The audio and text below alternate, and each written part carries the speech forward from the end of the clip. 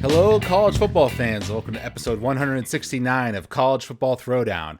I'm your co-host, Alex Schmitz, and today I'm joined as always by my dad, Peter Schmitz.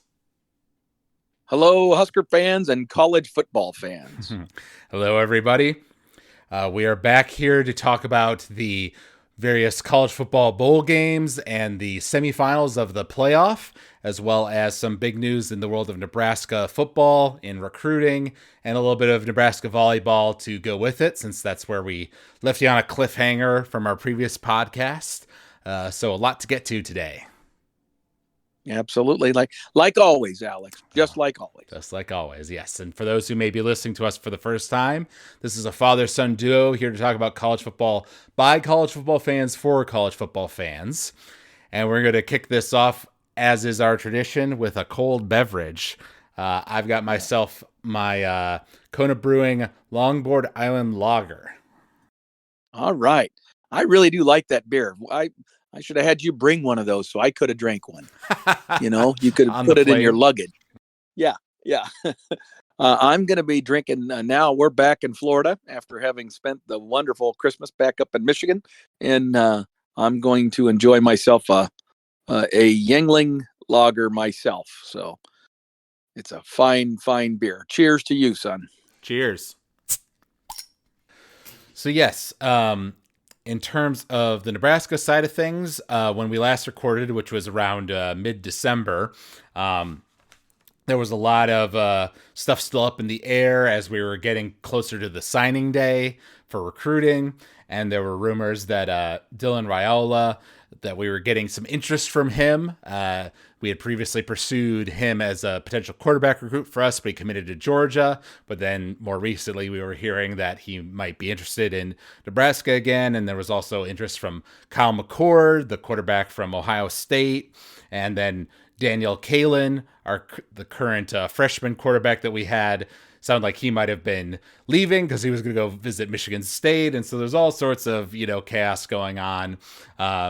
And we didn't know exactly how it was all going to play out. And there was a possibility that we might kind of be, left in a game of musical chairs, right? We'd be the one left standing with nothing to show for it. But thankfully, in this case, it actually worked out all right for us. Kyle McCord ended up at Syracuse. Dylan Raiola committed to us. So we got a 5-star quarterback, one of the top recruits in this class on our team. And then Daniel Kalin decided to stay with Nebraska and did not go on that Michigan State visit. Now, Jeff Sims and Chubba Purdy both did transfer out of the program. So our quarterback room still isn't quite as deep as we would like, but we've got a very promising talent who could throw the ball now on the roster that has a lot of fans excited for next year. Yes, and the reality is, Daniel Kalin, the other quarterback that was already part of our class, was also, as a reminder, an Elite 11 quarterback. Okay, so really, just the combination of the two of those guys is a very attractive place to be for Nebraska for this incoming freshman class. The challenge, however, is how do you manage the depth besides that, right? Because we did lose both Sims and Chubba Purdy to the portal. Now, as of right now, Chubba is visiting like 4 different schools, I believe. San Jose State, I know, is one of them. And I feel like there's another one Cal is another one. So a couple of West Coast schools, which might be a really good fit for him from a family standpoint, because his brother, of course, plays for the San Francisco 49ers. So from a family perspective, I think that would be a real natural fit for him to choose one of those locations. So it won't shock me at all if that's one of those 2 schools is the one he ends up at. And Sims, I've heard nothing about in terms of where he might be leaning, what direction he might be going. Right. Well, it's kind of funny. So you and I had a more limited time together for the holidays than usual because of my work schedule this year. But we did get to watch a little bit of the NFL, which included watching Chubba's brother, Brock Purdy, in a game where he threw like 3 or 4 picks and just played terrible. So I was like, It oh, was 4. that's where Chubba gets it from. So that was Well, kind of funny. but now, as a side note, though, other than that game, Brock Purdy has had a really good year and was just here the last day or two named to the Pro Bowl. Right. So I he's a know. Pro Bowl It was just quarterback. funny. Yeah, it was. The irony was there for sure. Yes, definitely. So, we'll go more in depth on the whole recruiting story with Nebraska on a later podcast. We've also had some players decide to stay, for their senior year, and then others decide to leave. And we have some transfers visiting, of course, since that portal is still open right now, including, I know, a couple of wide receivers who are probably tempted by having that nice quarterback room that you mentioned. So on a later podcast, we'll go more in depth about how all that shakes out for Nebraska. But currently, we're around 18th in the national recruiting rankings. Right. Well, depends on, the various ranking services have us all over the place, but I would say we are solidly a top 25 class and pretty darn close to a top 20 class, which, for us, given our circumstance, our recent history in terms of win-loss record and everything, I would have to give Coach Rule and his staff, at least an A minus for their recruiting performance. Ideally, I would love for us to be consistently top 20 and regularly top 15 if we want to compete for championships. But we're a few years away from getting into that echelon, assuming all things go in a positive direction for Nebraska. Very true. And then the other big Nebraska story that we left off on in mid-December was, of course, Nebraska volleyball. They just recently won the semifinal in the NCAA tournament against Pittsburgh and had to play against Texas in the finals, which we felt better going up against Texas than Wisconsin, who has kind of been Nebraska's demon over the years. And I predicted that we would win that finals game in 3-1 in terms of sets. You predicted we would win 3-2, that'd go to a 5th set, but we'd managed to pull it out. And we watched it on the day of. You were actually there in person at the time, still in Florida. And unfortunately, it went Texas's way in a 3-0. The first set was close. It was 25-22. But from there, Texas kind of took control. That serving game of theirs that we knew would be a problem that had really given Wisconsin troubles. It gave us plenty of troubles too, and we just weren't playing necessarily our best, not executing as well as we had just in the previous game against Pittsburgh. So fair play to Texas and their team. They came up with a unique strategy and kind of innovated in the middle of the tournament and played some of their best volleyball at the end of the year. And we weren't quite able to keep up with them with all of our freshman talent and everything, but I'm hoping that the girls use this as a learning opportunity and are able to come back even stronger next year. Yep, that would be my hope as well. It was extremely disappointing. The team that played in that championship game did not look anything like the team that we had watched all year. I got so much joy out of watching this team, even though we didn't win the championship, and yet it was right there for us to secure. And that's always disappointing because you never know when you're going to get the opportunity to get back. It doesn't matter how young you are.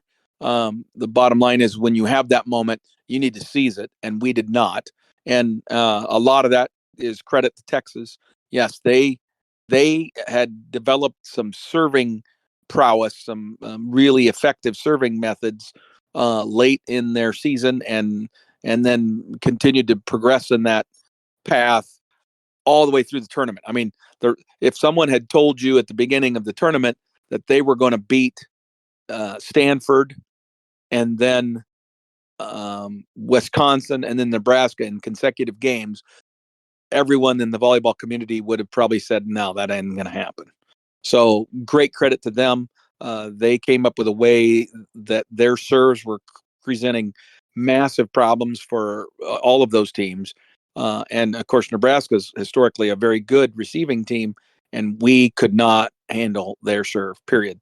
And so credit to them. It was probably one of the most lopsided championship games that I can remember in volleyball in the years that I've watched it, and not in a good way, obviously, for Nebraska, but it is the way it is. Yep. Is what it is, yeah, disappointing, but I recall you saying on the previous podcast that just making it to the finals in and of itself was a huge success for this team, along with the, stadium still out at the beginning of the season and all that. Even though it's very disappointing the way we lost, you would have liked to see us be more competitive. You still have to see the season overall as a big success. We're definitely excited to see what the ladies can do next year and hopefully bounce back from the tough loss against Texas in that national championship game. I think they will. I hope so. But now we're going to dive into the college football side of things. We're going to start talking about the bowl games, kind of going from some of the lesser ones up to the big games later on. And one of the smaller ones I wanted to highlight was the Myrtle Beach Bowl, where my alma mater, Ohio University, was playing against Georgia Southern. Managed to win pretty decisively, 41-21, ending their season at 10-3. Wow, that's awesome! Double-digit victories. That's a really good season for Ohio U, and it's great to see them continue their success beyond Frank Solich, because they promoted from within and gave one of Frank's assistants the head coaching job, and they've continued their success. Yes, that's always nice to see in today's day and age. And then this one was quite interesting in the famous Toastery Bowl. Western Kentucky played against Old Dominion and managed to win in overtime, the first overtime, 38-35. It was a crazy game where Western Kentucky was actually down in the turnover margin 5-1, but they managed to make a comeback from being down 28-0 early on. They blocked 2 of Old Dominion's field goals and managed to win in one of the craziest bowl games of this season. Wow, that is something I did not watch that one, so I don't have much perspective on that. But that just is again an amazing accomplishment for a team that was -5 basically. Yeah. I also didn't watch it live, but I saw the highlights afterwards, and yeah, it was definitely a fun one. Why you want to watch the bowl games, right? For scores like that. Exactly. And then Northwestern Utah, kind of a different sort of score, you could say. Northwestern won 14-7 over Utah in quite a low-scoring affair. Both offenses really struggled. I think Northwestern went up 7-0 at halftime, I want to say was the score. And then there was a little bit more scoring later on. But impressive for Northwestern to hold off a talented Utah team and manage to end their season on a W. Yeah, very impressive, I think, Northwestern. And of course, they have now since made the interim head coach the head coach, there at Northwestern. All the turmoil and stuff that they went through this year, that's just a really great way for them to finish the season. Yeah, I think I saw some commentary online from some Northwestern fans praising how he took this team that was in such a terrible state, with all the controversy with the previous coach and everything, and managed to make this a pretty solid season for them. Right. I mean, certainly breaking expectations or exceeding expectations. Well, and Utah is going to be an interesting story, as I think, to next year as well, in that they're joining the Big 12, and that's going to be interesting. That could become a team that is a regular contender for the Big 12 conference. Yeah. Well, and there's another team I think that fulfills that role that we'll talk about later. But for now, we'll talk about USC versus Louisville in the Holiday Bowl. That was one that we did give a little prediction for. We both said that Louisville would win. We thought that they were the team that wanted to be there more than USC, and we knew that USC had some big opt-outs, including Caleb Williams, of course, their star quarterback. But turns out the backup's pretty darn good there, too. He threw for a lot of big passes, and USC ended up winning that one 42-28.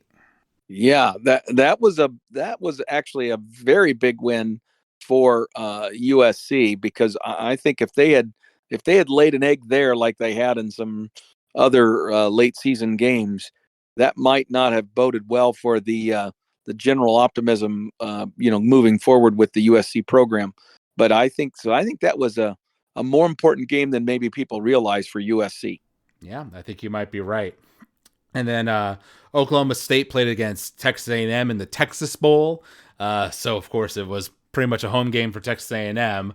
But Oklahoma State managed to win that one 31-23 in a nice back and forth game. I believe there were 2 turnovers on both sides, nearly 500 yards of offense for both teams. So, very high scoring offensive affair. A typical traditional Big 12 game, right? But in this case, it was still A&M was SEC, but they used to be in the Big 12. I guess we'll give them that. Interesting to see what will happen with those two teams going forward, as Oklahoma State, of course, is another one of those teams that might be in the thick of this new Big 12. And A&M, of course, has fired their coach and is going to be going in a new direction as well. And they're in a league that's going to be a hard hill to climb for them. Yeah, that's definitely true. And we'll see how the new guy there at Texas A&M does with those high expectations we know they have. Exactly. And then this one was quite surprising to me. In the Pinstripe Bowl, Rutgers went up against Miami and managed to win 31-24. Now I know that Miami had significantly more opt-outs and transfers than Rutgers did, but still impressive that they managed to beat a very talented team. And they had a running back I know who had a great day, just one of those guys who always gets you a first down when it's 3rd and 5, that kind of thing. Yep. Well, and I just think that was a great win for Rutgers, kind of unexpected by me anyway. And I think probably bodes well for, again, the direction of Greg Schiano's program there at Rutgers. And it also speaks to the head scratching underutilization of talent that continues at Miami. Yes, specifically Kyle Monungai is the name of the running back, and he had 163 yards in that game. Wow, that's excellent. Yes. And then this is the game I was referring to previously, the Alamo Bowl, which was Oklahoma versus Arizona. Arizona coming in ranked 14th, while Oklahoma was ranked 12th, so considered to be quite close by the pollsters out there. And Arizona managed to win that one 38-24. And of course, they will be in the Big 12 as well next year. And they've had quite an impressive season. I want to say they were like 1-11 just like a season or two ago. So for them to turn that around to this kind of success and beating historically, blue blood like Oklahoma, they got to be feeling pretty good there, I would say. Yeah, exactly. It's going to be really interesting because without any established, long reigning dominant programs in the Big 12, it is going to be a free-for-all as to who will emerge over the next 4 or 5 years as the dominant programs within that newly defined Big 12. Yeah. Now I'm curious, did you watch any of that game? I watched a little bit of it, but I don't have much recollection of it. So it was one of those that was on in the background, and I don't know that I paid all that much attention. I will say, obviously, that I was surprised. I thought Oklahoma was the more talented team, but and would win. So yes. I'm surprised by the outcome. Right. But Arizona played well. Yeah, well, I watched the highlights of that one, and actually, looking at my sheet here, I predicted that Arizona would win, and you predicted that Oklahoma would win. So I went out on that particular prediction. But in terms of the turnover margin, what would you guess it was? Oh man, you're asking for me to have a memory. Well, no, just guess. I'm going to say it was 3. So 3 in favor of Arizona. Arizona, yeah. Correct answer was 5. It was 6-1 on turnovers. Wow. So Oklahoma had 6 turnovers. Yes. And so they basically had 200 more yards than Arizona did. So that goes to show you how many drives they had going and then would throw a pick. And apparently Arizona has been very good at getting interceptions all season. So this is not just a fluky thing. But Oklahoma did have their quarterback transfer to Oregon. So this was the second team guy who was in. And it was kind of a back and forth affair where Arizona went up early because of some of those picks. Then Oklahoma came back, made it 24-13, and then Arizona stormed back in the fourth quarter to win 38-24. Yep. Well, again, Oklahoma's heading to the SEC, and this reconstituted Big 12 is going to have lots of interesting storylines next year for sure. I would definitely agree. Another interesting one, this one involving the Big Ten, was the Cotton Bowl, which was Missouri versus Ohio State. Kind of similar to that Utah Northwestern game we mentioned earlier, a low scoring affair where both offenses really struggled. But Missouri won that one 14-3. Ohio State's quarterback, as we mentioned earlier, was Kyle McCord, who was interested in coming to Nebraska and ended up at Syracuse. So he was out for Ohio State. And then their second team quarterback got hurt in the third possession of the game. So Ohio State was playing with their third string quarterback, and obviously he did not do that great, which is why they only got 3 points the whole game. Right. Yeah. Missouri's a good football team, and Ohio State needed to play a good football game. I mean, when you think about it, Ohio State was an undefeated 11-0 team going into that final regular season game against Michigan. They ended up playing number one Michigan, to basically a one score affair. So obviously very talented, but then you fast forward to a bowl game in which they're playing not their second string, but their third string quarterback, and their best wide receivers are out because they've opted not to play in the bowl game and things like that. And all of a sudden, that team doesn't look anything like the team that played all year. Right. Well, and so we actually gave a prediction on that one. We both said that Ohio State would win. I said 24-17. You said 28-17. However, at the time, Marvin Harrison had said that he was undecided on if he was going to play or not, but he was practicing with the team, so we assumed that he would play. The fact that he sat out definitely hurt them, especially with a third string quarterback who's having trouble throwing it. If they had had him as a powerful running presence, I think that game might have looked different. Right, absolutely.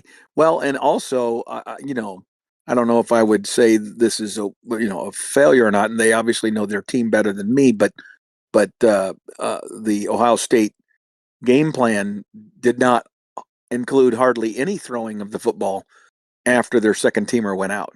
Right, like they had no confidence in their third team quarterback until well into the game. Yeah, well, we've seen how that has gone for certain other teams, so I can understand their trepidation, but better get him up to stuff soon. Yes. Yeah. Then the Gator Bowl this year was Clemson versus Kentucky, and that ended up being one of the better bowl games, with Clemson winning 38-35. I actually predicted that Clemson would win that one, while you predicted Kentucky. So that's another win for Alex in the in that particular column, as we're keeping score here. Yes. But yeah, that was a fun one. Kentucky was actually up 21-16 in the fourth quarter, but then ended up going 4-1 on turnovers in the fourth quarter. So there was a total of 5 turnovers in that fourth quarter, so which is why there was so much scoring. And Right. Kentucky kind of gave it away. Right, exactly. It was a self-destruction.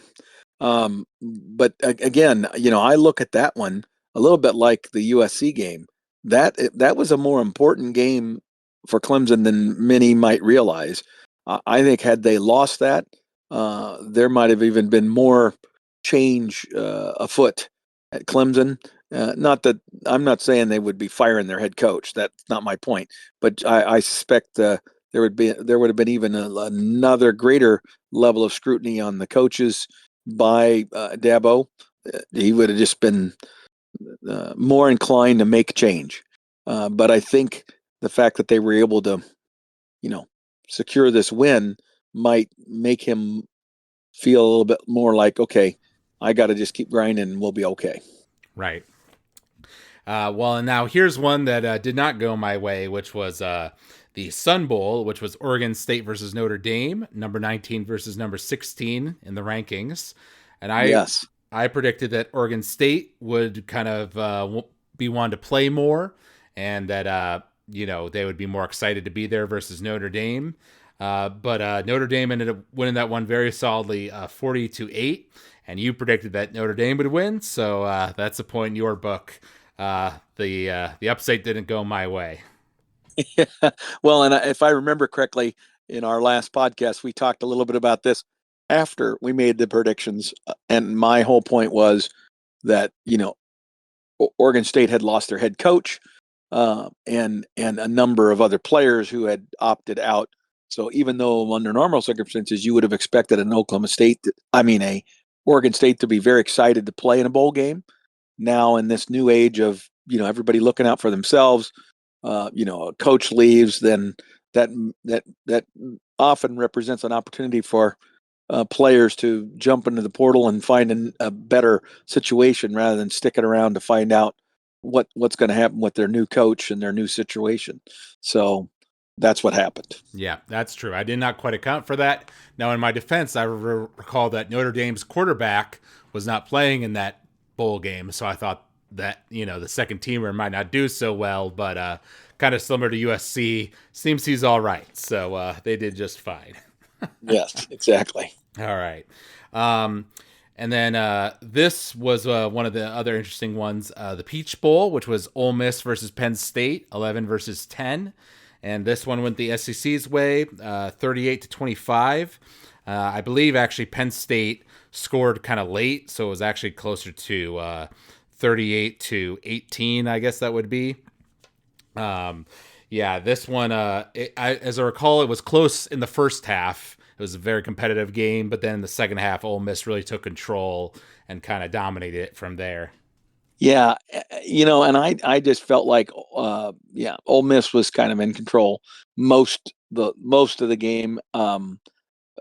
Penn State just wasn't able to get over the hump and really get themselves where they could slow down Ole Miss enough to get into it, right? So it was just one of those deals where, and again, Penn State I think had quite a number of players opting out. So did Ole Miss, but Ole Miss has a lot of positive momentum right now. They're going to be a team to contend with next year in the SEC. Yes.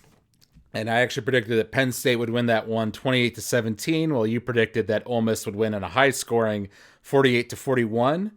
So while the score wasn't nearly what you thought it would be, it was an Ole Miss victory. So you get the nod on that one. Okay. And then this one was very talked about, of course, after it happened.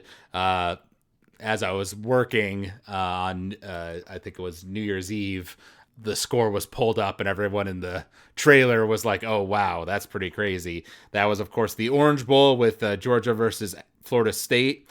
We knew that a lot of Florida State players had opted out already when we gave our previous predictions, so both of us were pretty confident that Georgia would win that one. I said they would win 32-17. You predicted a little bit higher of 35-14.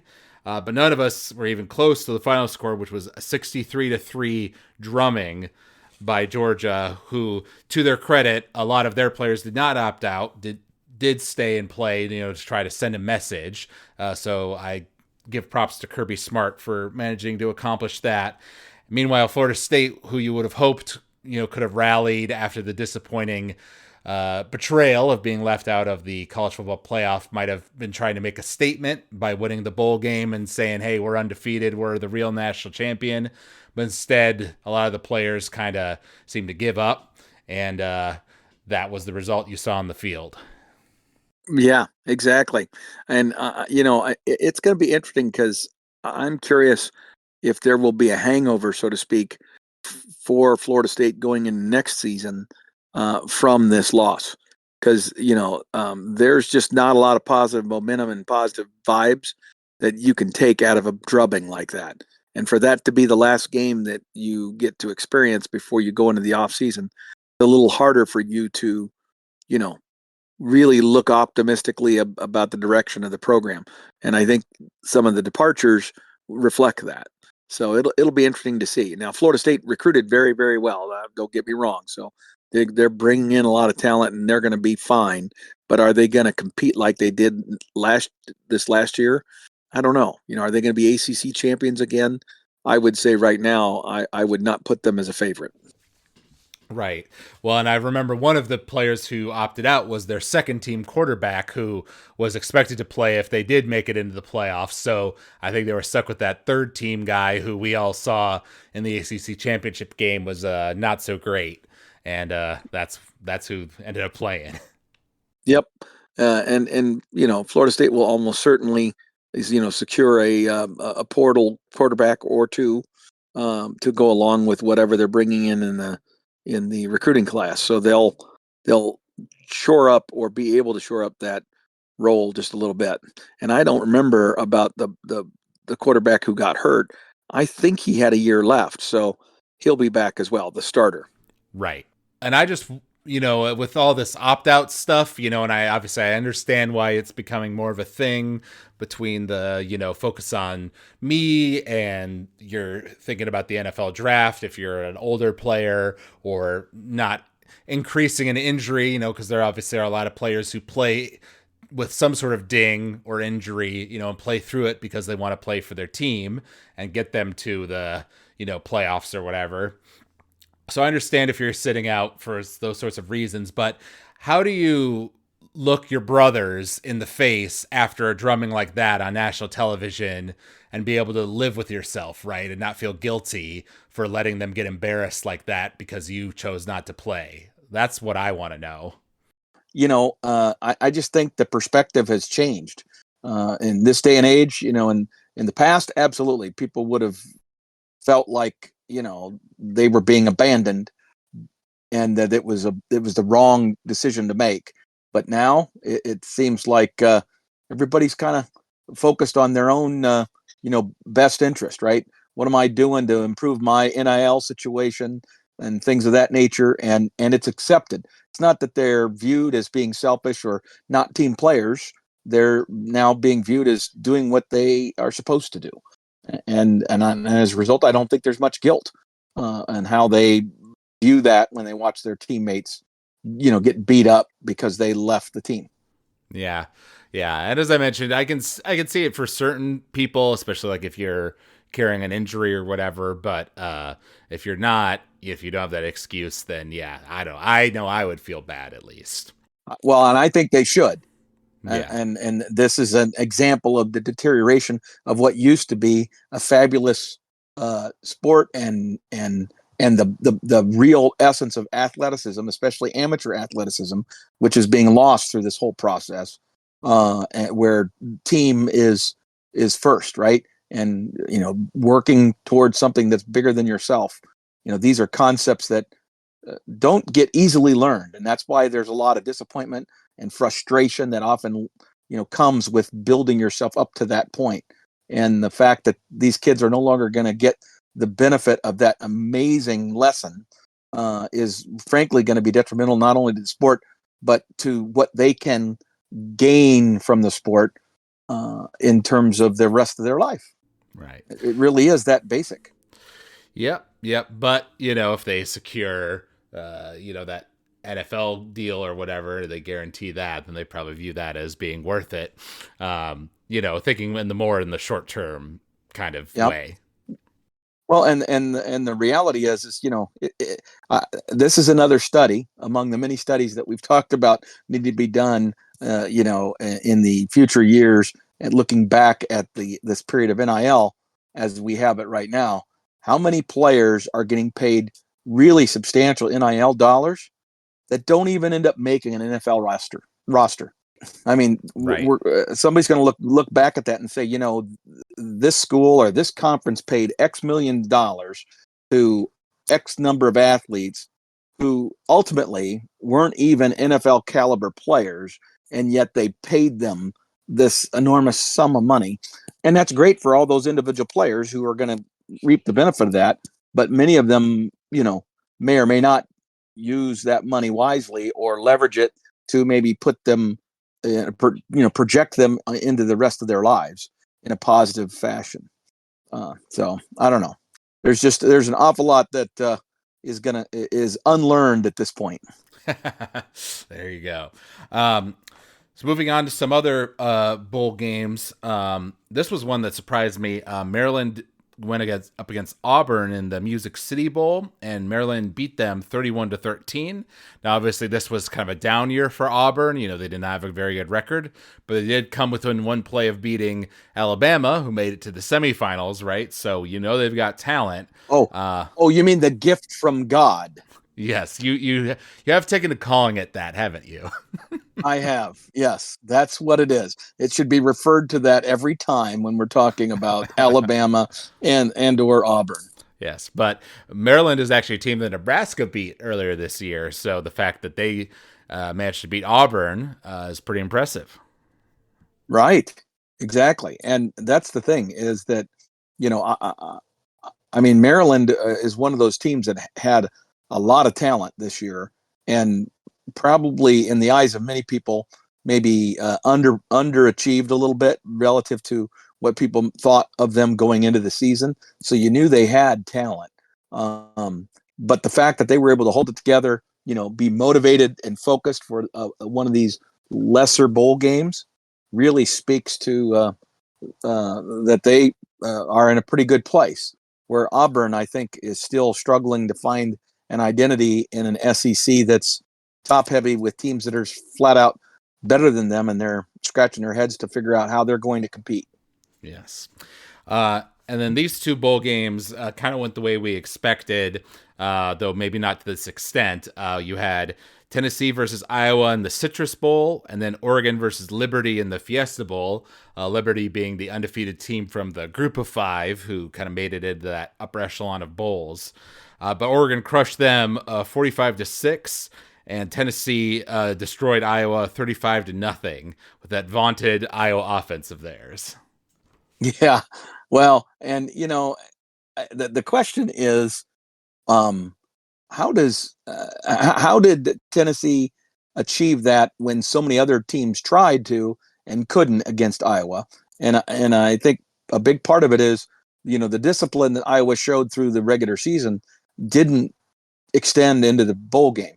I mean, they made some mistakes and basically shot themselves in the foot in ways they never do. Right? It's like that's the MO, and yet they that faltered in this I'm game. pretty sure they did have their starting quarterback, right? The quarterback who played was a different guy. Yes. Well, and I guess you could say it was the third guy, right? Because the first guy got hurt and was lost for the season right away, the transfer from Michigan. And then the guy that actually played most of the games, yeah, I think he wasn't available. Right. So, yeah, that one was a tough one to watch. And then Oregon Liberty, we both said that Oregon was going to win. I predicted 38-28, and you predicted a little higher scoring, 42-17.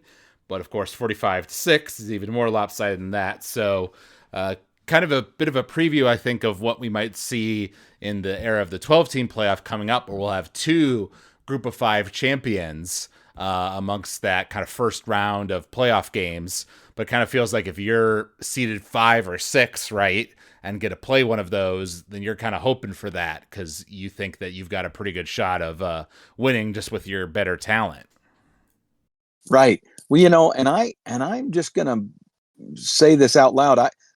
I don't know that anybody would not want to be in the top 4 where they get that bye week, you know, but the idea that you get to have a playoff game, an official playoff game at your home stadium, right, would be a big deal, right?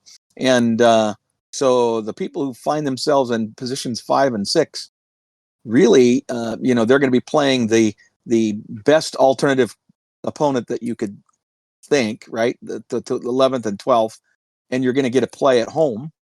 So being 5 and 6 has its advantages. You get the season, you know, sometimes you're in a rhythm. A week off isn't necessarily what you want, right? And especially after you've already gone through the conference championships and all that sort of stuff, and maybe you didn't play in the conference championship, because if you're 5 and 6, you might be the one that was the one that didn't make it into the playoff to the conference championship. So I can just see some scenarios where those those spots 5 and 6 are going to be very interesting. Yeah, I can definitely see that.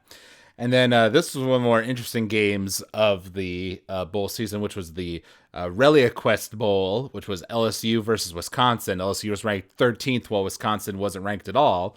However, LSU was without their Heisman-winning quarterback, Jaden Daniels, right, and some of their other players.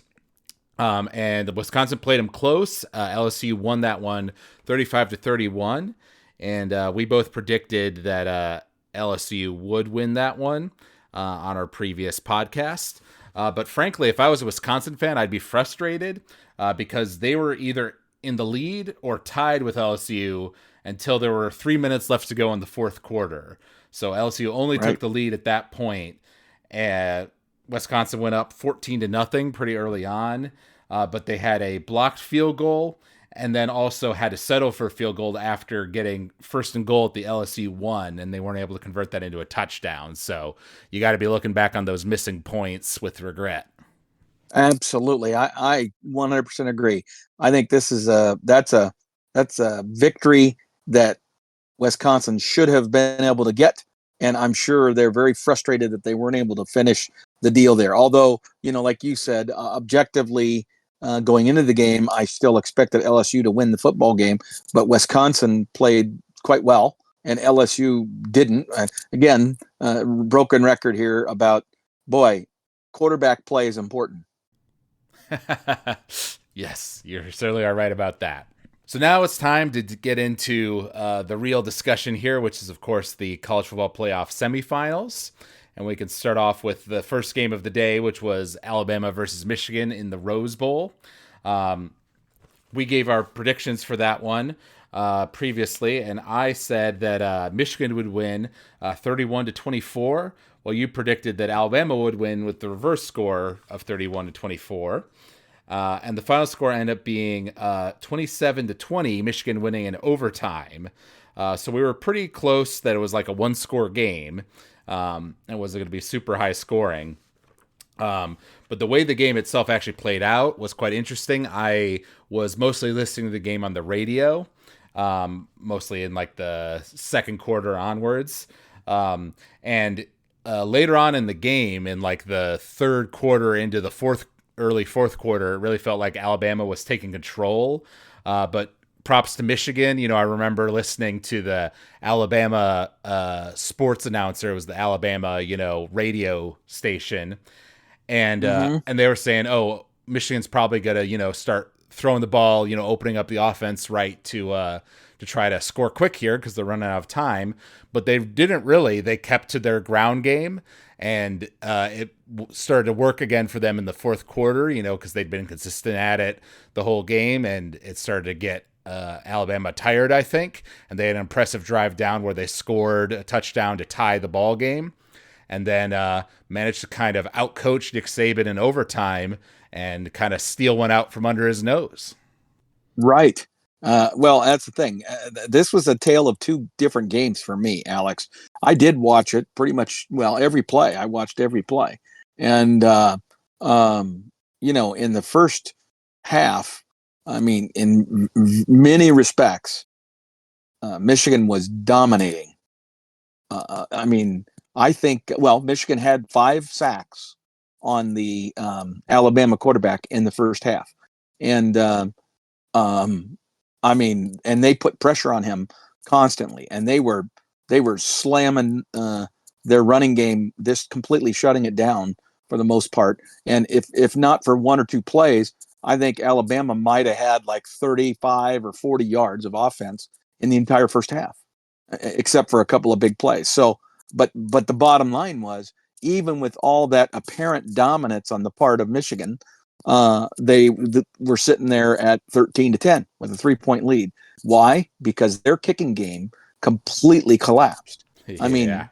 Michigan just throughout the game, they're number one at the most obvious level is they had 2 muffed punts. One that ended up translating into a turnover that led to some of Alabama's points, and the other didn't lead to directly to a fumble to a change of possession because the guy muffed it, and then he was able to get back on it on the 1 yard line. That put Michigan back so deep in their own territory that they was very difficult to dig out of that. And then to combine that with the fact that their punter never really got going in this game, and the Alabama punter was doing a way better job, and so the flip of the field during the punt exchanges were constantly going in favor of Alabama, and Alabama was able to keep Michigan, backed up almost the entire game. And I haven't even mentioned the fact that they botched an extra point and they botched a field goal. Right. Right. So I mean that tells you the litany of problems that they had in the special teams area. Yeah. No, that was definitely true. And Alabama, by contrast, made like a 52-yard field goal at one point in the game. And like you say, their punter was doing great by comparison. I'm sure your buddy Brian Clower, who's been on the podcast before, he must have had a heart attack when that guy muffed the punt right at the 1 yard line. It was nearly a safety, which was at the point when it was a tie game in the fourth quarter. So that would have been a disaster. It's just amazing, right? That could happen. But so then you flip the thing to the next half, right? To the second half.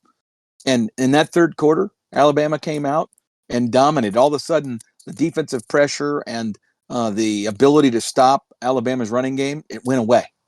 Alabama was being dominant. And it sure looked like Alabama was just going to take control of this game and do what they've done countless times and just line up and smash Michigan, and there was nothing Michigan was going to be able to do about it. But interestingly, they didn't. And there's some other specific reasons for that, but you have some comments as well, so I'll let you, and then I might come back around to that. Well, talking about Alabama's mistakes, because both teams kind of had some jitters, I think, in this game. For them, they had a critical fumble late in the game that gave Michigan good field position, although I don't know that Michigan got any points off of it, actually. And then their center was terrible. He was snapping it low or, you know, just going all over the place with the snap. And that was causing some big problems for them. You know, I think it messed up one of their situations where they were near the goal line and then it were pushed further back, you know, or out of field goal range or something along those lines because of a bad snap. So Alabama had their own set of problems, and their quarterback, Milroe, who has generally improved, of course, over the course of the season. He threw it 23 times, but only for 116 yards. They actually had 172 yards rushing the ball, so they had more success running it. Yes. But I saw somebody making the point of, like, you know, the ESPN folks criticizing FSU for their bad quarterback play, and it's like, oh, well, Alabama's so great. You know, look at them, 116 yards. Whoa. Right, exactly. Well, and that don't open up that can of worms. We don't want to have another 3-hour podcast. But the bottom line is, you're right on, and they did struggle, and you're right, and they struggled at the most inopportune times. Like in the third quarter, one of those bad snaps occurred when they had taken momentum in the game. They had the ball, they were driving. I think they had already gotten one, maybe two first downs. They were in at midfield or even in the Michigan territory, and things were looking up like this was going to be a drive that was going to produce some points. And then, boom, ball gets snapped poorly, and it gets past the quarterback, and it ends up being like a 18-yard loss or something. Takes them completely out of scoring range, field goal, whatever. And then they're just not able to recover from that, and they end up having to punt the ball to Michigan. Now that because their punter was doing so well, they kept Michigan deep, but it was another opportunity lost for Alabama during a period of time when Michigan didn't have an answer, right? And then sometime there in the fourth quarter, Michigan was able to find a way to slow the bleeding and eventually, again, had some success getting pressure on their quarterback and keeping them, and I would blame something I want to point out about this particular game is I think both offensive coordinators for both Michigan and Alabama did not stay with what worked. In both cases, Michigan, you said they stayed dedicated to the run, and the sports announcers for Alabama were thinking Michigan was going to start throwing the ball all over the field. Frankly, they had tried to do that earlier in the game. It really frustrated the heck out of me. And I think it was the early in the third quarter, and Michigan had an offensive series where they basically threw it 3 times after having had great success running the football in the first half. It just didn't make any sense. And then the same would go for Alabama, where they were having great success running the football. Man, some of the holes they were opening up were massive, right? So it's like, okay, these guys have figured out, the stunts that Michigan's doing, and they're literally just pushing those guys around. And then they would throw these stupid, screen passes that Milroe couldn't even throw very well. And so the guy would end up having to catch it back shoulder or something on a screen. And then a Michigan guy would be there to basically pound on him right at the line of scrimmage or for a 1-yard loss. And so some of his completions that you were just talking about were for these stupid no yards, 1-yard gains on these screen passes that did not work. Right. Well, yeah, so in total, Michigan had 6 sacks and 9 tackles for loss. They were getting the backfield a lot. And then they threw it 27 times for 221 yards and ran it 32 times for 130 yards. So they did actually have more success passing it than running it. But yes. I noticed that running game came in clutch for them near the end of the game. And then in overtime, right, Michigan gets the ball and they just practically walked into the end zone. It felt like there was very little resistance. They just ran a couple simple plays, got in there, scored real quick.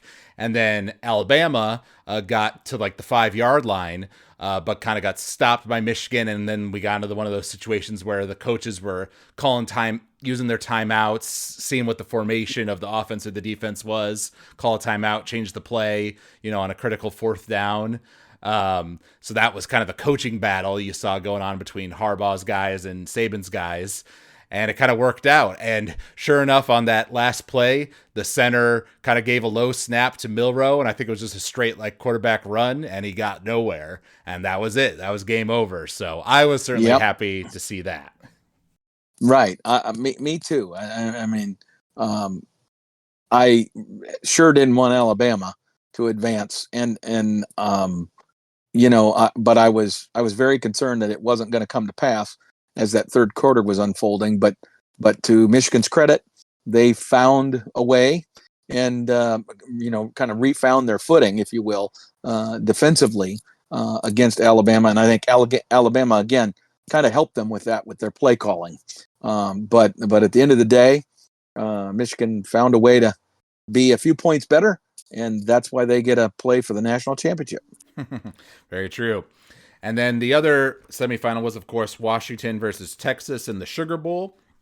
I predicted that Washington would win 42-35. Well, you predicted a higher scoring win for Washington, 52-48. And the final score ended up being 37-31 with Washington winning, so a little closer to my score spread. But we were both correct on Washington's W there.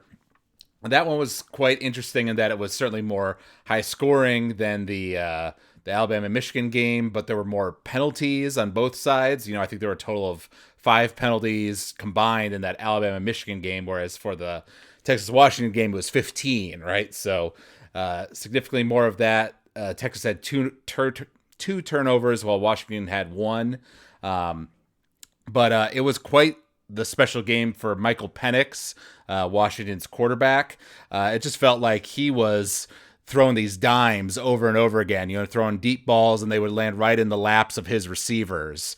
And frankly, I was surprised that Washington wasn't going up by more because they had to settle for quite a few field goals in the game. Right. 3 field goals, actually. So I felt like Washington should have been further out ahead with how well he seemed to be playing, but they really couldn't get a rushing game going. That was their problem. Right. Exactly. And but for most of the game, and I will admit it got to where it was pretty darn late Eastern time in the latter stages of that game. So I was a little fading in and out trying to stay awake. And for a lot of it, it seemed like Washington was in a fairly comfortable lead, right? They were up, 10, 13 points, something like that, 14. But it was and then all of a sudden late in the game, there was kind of a series or sequence of events. One of Washington's running back got hurt, and some things happened that that led to a Texas touchdown, and then all of a sudden things were tight again. You know what I mean? And so, but it seemed like Washington was in control and was pretty clearly the better team most of the game, to me. Right.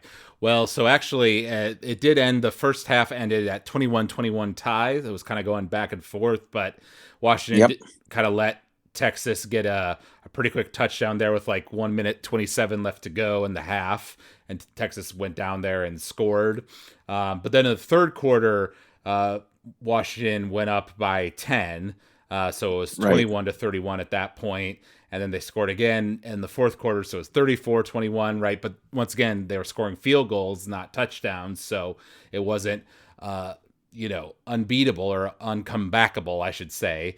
Uncomebackable. Yeah. Yeah. Well, right. And Texas nearly did come back. They had a Right. chance there at the end. They were going on a They did. drive after scoring their own field goal. But Texas, kind of shot themselves in the foot, right? They had 2 turnovers. They had 10 penalties. So they kind of gave up some of their own situations. They sure did. And, you know, and the bottom line is, they were having success against Washington's defense, right? Like they were moving the football, they were doing lots of good things, but then they would either have bad timing on a penalty, or they had some turnovers that took away possessions, and all that led to them basically fighting uphill the whole game. Right. Well, yeah, Texas had 498 total yards, while Washington had 532. But both teams struggled on third downs. Texas was 4 of 11, and Washington was 3 of 11. So both of them kind of struggling to convert in that short yardage situation. But time of possession wise, Texas only had the ball for about 24 minutes, while Washington had it for 36. So that goes to show you, when Texas scored, they were often able to score quick. Right. While Washington would kind of go on these longer drives and sometimes have to settle for field goals and things like that. But at the end of the day, I was happy with the result, because a Texas-Alabama matchup would have been 2 teams I disliked. And so I was hoping for Michigan versus Washington, and that's what we got. And I'm personally rooting for Washington to win the national title, mostly because, Michigan kind of has the stain of the sign stealing thing on them this year. So I'd like to see Washington win, not to mention to have the Pac-12 win in the last year of the Pac-12 would be kind of poetic in a way. So that's kind of how I'm feeling going into this national championship game, even though Michigan is a 4.5 favorite according to the odds makers. Right. Well, I would share your sentiments also, Alex, with regard to the matchup between Washington and Michigan. And I think the scenarios are kind of clear. I think if Washington's going to win this championship game, they need to do kind of what they did to Texas, which is they need to get out in the lead, right? And they've got to operate this game from out in front. And if they can do that, they can keep themselves unpredictable and do some good things. To keep Michigan from just locking in and shutting them down. If, on the other hand, Michigan is able to establish their running game and then and is able to keep Washington from scoring and getting out into the lead. If Michigan gets a lead, I could see it becoming very, very difficult for Washington, because Right. I think at the offensive line, Michigan probably has an advantage over Washington's defensive line. Washington has, they won the award for the best offensive line or whatever, the Moore Award. I didn't realize that, but they did. But Michigan's defense is pretty good. Now, if there's a weakness in Michigan's defense, I've learned that is kind of a little bit the secondary. So, with Michael Penix throwing in that number one, the receiver for them, who just catches everything, those guys have a chance to really go off and have a big day. So, Yeah. The question, and this was a debate between Brian and myself just earlier today, in fact, is what we think should be the defensive game plan for Michigan. he felt like Michigan needed to kind of play Iowa-like and try to, make Washington drive it down the field, in the hopes that they can squeeze them and keep them out of the end zone and force them into some field goals and consume some clock, right? Shorten the game. And that would lead to success for Michigan ultimately, and that they would win a close game at the end. I'm more inclined to say, boy, I think I would take an approach where I want to be a little aggressive. I want to make sure that Penix is uncomfortable, and that defensively I'm making him move around and not letting him just settle in and throw the ball around, and because I'm not sure I want to trust this secondary weakness that Michigan might have.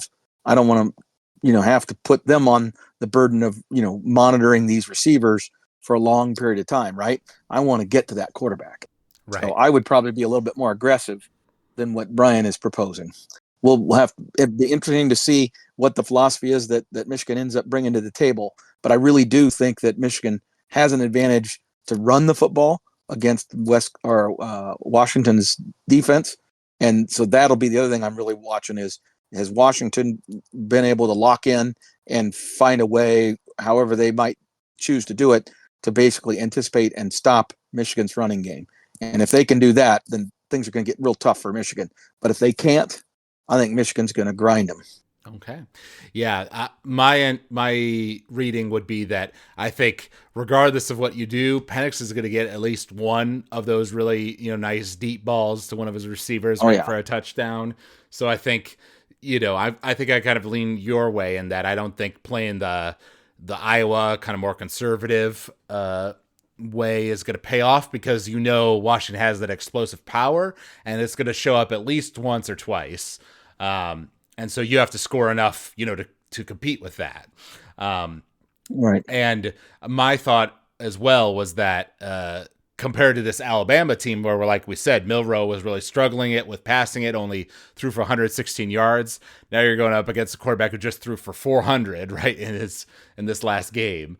Yep. So I have a feeling that Michigan will have to respect that, and that will kind of open up the field for other plays for Washington. So I'm inclined to think that Washington will win this, even though Michigan is the favorite according to the bookies. And I saw someone making a point that Penix was actually at Indiana back in 2020, played against Michigan in a similar sort of point spread scenario and beat them. Now, obviously, I remember the game. Totally different teams that we're talking about right now, but you'd think that must give him a bit of confidence. Oh yeah, absolutely. Well, but now, and we also have a condition issue here where that running back for Washington who got hurt. It sounds like he's gonna play, or he's gonna try to play or whatever. But the question is how healthy is he really going to be? And is there the possibility that maybe there's another running back, even though it didn't show in the Texas game? Is there somebody else in that running back room that can maybe emerge as the unsung hero up till now that becomes the big hero of this game for Washington? Because I think Washington is going to have to establish a running game and be balanced to some degree, more so than they were even against Texas, if they hope to beat Michigan. Because if they don't establish that running game and Michigan can, basically anchor that down, then I think being one-dimensional against Michigan's defense and with that physical offense that Michigan carries with it, I think that's not a good formula for Washington. I like I said, I think my inclination is to want Washington to win the game, but I'm going to predict a Michigan victory. And I just have this feeling that it's going to be not like last year's at all, but it's going to be a solid victory for Michigan. It's going to be a 10 or 14 point victory for Michigan. They're going to establish their running game against Washington, and they're going to shorten the game considerably. So it's not going to be a super big high scoring game. If it is, that probably lends itself to Washington winning. But so I think it's going to be kind of lower scoring. I might go with I say low scoring, but then I'm going to say it's going to go. Let's go 28 17. 20-17. Okay. Well, I'm going to go the other way, which will make this interesting for our little competition here of predictions. I'm going to say that Washington wins 31-24. I think it'll be a close game, but I think Washington will, like you say, might get out early, kind of keep that 7-point lead consistently throughout the game and put the pressure on Michigan to come back. Now, Alabama did the same thing, and Michigan stepped up to the plate in the fourth quarter, right, and had that nice drive to tie the game up. So we'll see if they're able to, if that sort of similar scenario repeats itself, because Washington's defense did show some vulnerabilities, certainly against Texas. But yeah, I think it should be a good game. It's number 1 versus number 2 in the rankings, and they're both undefeated. So in a lot of ways, this is a great game. It's the first time the SEC is not in the championship game in a number of years now. So I think for a lot of fans of college football, this is a refreshing game that has a lot of people excited. And obviously I want Washington to win, but if Michigan wins, I won't be, too upset either. I think either one I can accept. So I'm looking forward to it.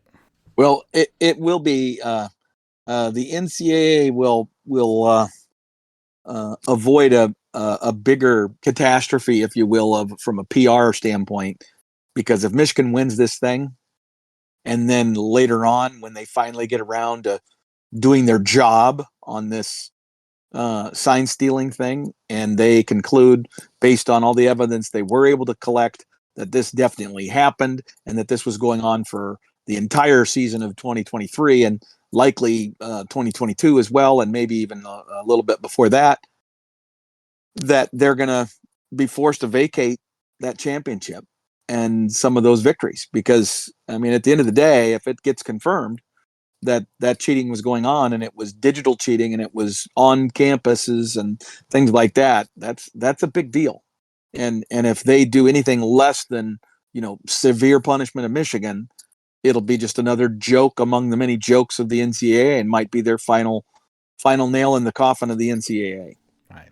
Well, that was reminding me the guy who was the assistant on Michigan staff, who was kind of accused of being the one going to the games to, take photos from both sides of the field and that kind of thing. He was spotted at the Rose Bowl, and there was news stories about that. Oh, really? Yes. Oh, I didn't know that. Yep. Oh, wow. Stallions you're talking about. Yep. Oh, my gosh. I did not hear that. Hopefully they keep him away from the championship game. Right. But wow. And then in terms of our predictions, we're actually quite neck and neck here. I predicted 8 correct, while you predicted 7. So I'm in the lead by 1, but we went opposite ways on the championship. So if you're right, then we end up tying. And if I win by 2. So that's the stakes here. Going into next week. Okay.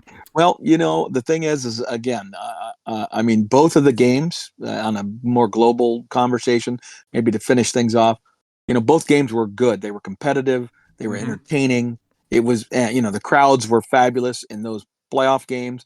And so, this all indicates that, maybe next year with 12 playoff games and all these additional teams having a stake in it, the crowds will be better, the interest level will be up, and it might lead to some really great stuff.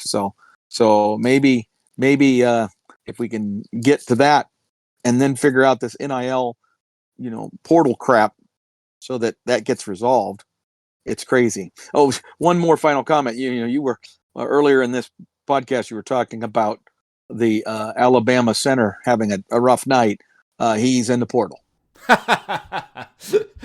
Well, I even heard like the nose guard on Michigan's side was even telling him like, "Are you okay, man?"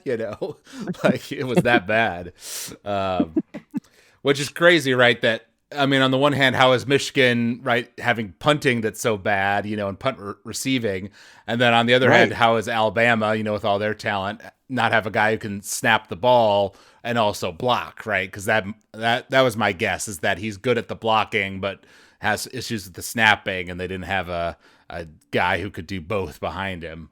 And there is one more thing I must mention, because as a Nebraska fan, I think our listeners who are Nebraska fans would be furious with me if I didn't at least reference this. Keep in mind that in that Sugar Bowl, Washington against Texas, at the end of the game, Texas got a second put back on the clock. At the end of the game, again, Texas got 1 second put on the clock. Now, frankly, this review, it was quite appropriate that they did put the 1 second on. It probably was the correct call. But the idea of seeing all those Texas fans clamoring for 1 second to get put back on the clock, and then having it put back on the clock, gave you flashbacks. Just irritated the living daylights out of me, man. It was awful. All right. Well, here's my last thing, because I was thinking this. I wasn't able to watch the Washington game live, but I saw it afterwards. Watching Penix, have this amazing night. I'm thinking that with the advent of the 12-team playoff next year, and adding 4 more games, in the postseason, right, for the teams that are in the first round and don't get that bye, I think we have to move the date of the Heisman Trophy. It can't just be after the end of the regular season, because you still have the best teams playing 3-4 more games, and maybe somebody really has an outstanding night and emerges or adds to their resume in a way another guy doesn't. I think that tradition is going to have to change to keep it fair moving forward. Wow, that's a good point. I hadn't even thought about that, but that's a very good point. Yeah. Well, and here's the other thing. With that long of a playoff sequence, injuries are going to be huge in all these teams that are selected to be, members of the playoff, right?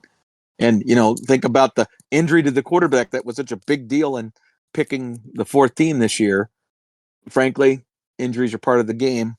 It is what it is, but we're going to see that play out probably more than once in these next few years. Definitely. All right. Well, it's been fun doing this podcast. We'll be coming to you next week with another one. Hopefully, we'll be talking about a Washington W, but we'll see how it goes. And I'll be in my throne as the prediction king for 2023. Yes. And then later on, we'll also come with a more detailed breakdown of the Nebraska football recruiting situation, how things pan out with all of our transfer portal guys, and what we can look forward to in the spring game for Nebraska football. Exactly. Right. Exactly. Lots of Go Big Red coming up for sure. That's right. So if you out there enjoyed listening to this podcast, you could email us at huskerpete13@gmail.com. You can also find us if you search for College Football Throwdown on Apple Podcasts or Spotify. You can leave us a rating or review there. We always love hearing from the fans. So thank you out there for listening, and thank you, Dad, for joining me for this episode. Until next time, go Big Red. Go Big Red.